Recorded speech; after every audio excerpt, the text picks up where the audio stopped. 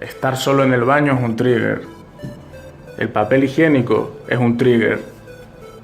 La ducha, otro trigger. Estar aburrido es un trigger. Estar solo es un trigger. Tener hambre es un trigger. El café es un trigger. La comida puede ser un trigger también. Todo está lleno de triggers, estoy rodeado. El portátil es un super trigger, usarlo por la noche es un trigger. Facebook, Instagram, YouTube es un trigger. Los libros no son un trigger. Mi vecina del segundo está muy buena y es un trigger. Bueno, hola a todos y bienvenidos un día más a Mapa del Guerrero. Hoy, como ya habéis visto, quiero hablar de los triggers. ¿Qué es un trigger? Un trigger es un estímulo que nuestro cerebro ha asociado con consumir pornografía. Hay muchos tipos de trigger, cada adicción tiene sus triggers y bueno, es una palabra que se puede usar en muchos ámbitos, ¿no? Pero lo que nos importa a nosotros es en el NoFap, ¿no? Lo primero de todo es eso, saber que existen los triggers, y lo segundo más importante de este tema es identificar nuestros triggers, porque cuando estamos expuestos a esos estímulos, a esos triggers que nos inducen a pensar en pornografía, va a aumentar nuestro nivel de ansiedad, ¿no? Lo que se conoce como el mono. Obviamente, si estamos en el periodo de NoFap o en un periodo de abstinencia de pornografía en el cual queremos dejar de consumir, ese mono va a hacer que aumenten nuestras probabilidades de una recaída. Y si no recaemos, por lo menos va a hacer que lo pasemos mucho peor,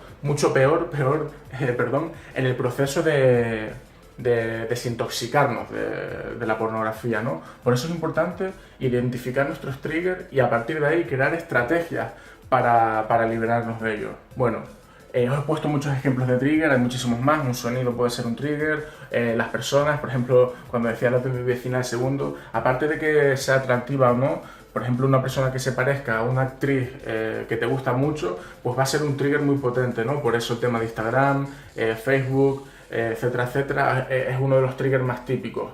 Situaciones como estar solo es un trigger porque vas a estar pensando, hostia, es el momento, ¿no? Muchas veces de pequeños, cuando estábamos solos o en la ducha, aprovechábamos para consumir pornografía, ¿no? Y hemos asociado esa situación, ¿no? El hecho de estar solos. Una calle puede serlo, una calle en la cual vivía tu ex y asocias esa calle porque vivía ahí a esos momentos que pasabas con ella y eso te pone ansioso, ¿no? Y acabas pensando en consumir. Bueno, pues eso es otro trigger. Por una parte tenemos los triggers externos, que son relativamente, en mi opinión, más fáciles de identificar, y luego los triggers internos, ¿no? Por muchas estrategias que creemos o por mucho que intentemos apartarnos de ciertos triggers, hay otros que no podremos apartarnos nunca, ¿no? Y es de nosotros mismos, de nuestros pensamientos, de lo que sentimos, de las emociones y de cómo somos capaces de manejar nuestros estados emocionales, ¿no? Ejemplos de trigger internos, bueno, el más típico, la excitación, ¿no? Cuando estamos excitados, pues obviamente tendremos más a recaer o a tener mono para consumir. Pero no nos confundamos, muchas veces pensamos que consumimos por el hecho de estar excitados, pero nada más lejos de la realidad. A veces que estamos ansiosos y tendemos a aliviarnos consumiendo, hay veces que estamos estresados y lo mismo. Hay veces que estamos incluso eufóricos y eso puede ser un trigger para recaer, ¿no?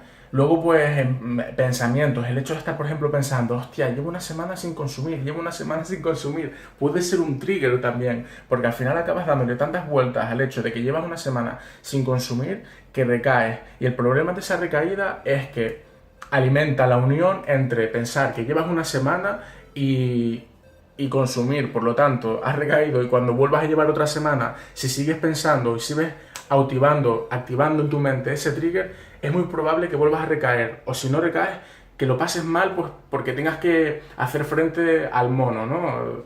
Esa situación que no es muy agradable el hecho de tener mono. Pues bueno, eso, este vídeo simplemente era para crear conciencia sobre lo que es un trigger y para que pienses cuáles son tus triggers externos e internos.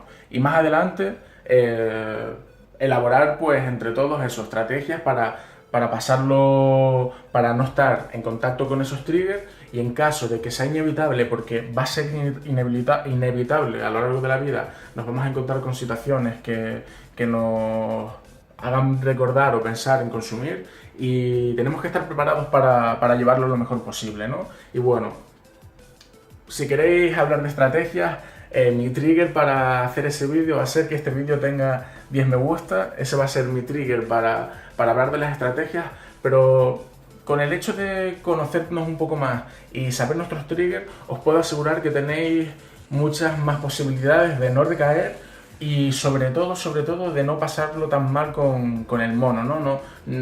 Por lo menos no tener tanta ansiedad al estar en contacto con esos triggers, identificarlos y elaborar un plan de acción para no recaer, ¿no? Espero que os haya gustado el vídeo, 10 me gusta y hablamos de estrategias para pasarlo mejor al estar en contacto con esos triggers, por lo menos un plan de acción, como ya os digo, y muchas gracias por todo, nos vemos en el siguiente vídeo.